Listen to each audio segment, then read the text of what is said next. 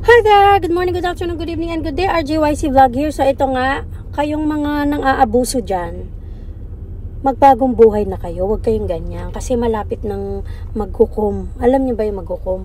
Lilipulin na ang mundo. So kahit na anong kasalapian dyan, mga material na bagay na meron kayo, lilipulin na yan ng Panginoon. So magbagong buhay na kayo. Huwag kayong nang-aabuso ng kapwa nyo. Kayong mga nasa gobyerno, tigilan nyo na yung mga pinanggagawa nyong pang-aapi sa kapwa nyo. Dahil kayo ang unang lilipulin at kakainin ng lupa kapag nagkaroon na ng paghuhukom at lalamunin ng lupa ang mga kagaya nyong masasamang tao.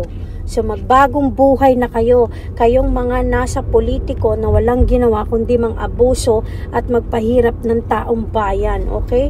Magbago na kayo kasi maghuhukom na. Kung nakatira na kayo ngayon sa impyerno, mas lalong mainit doon sa pangalawang impyernong pupuntahan nyo.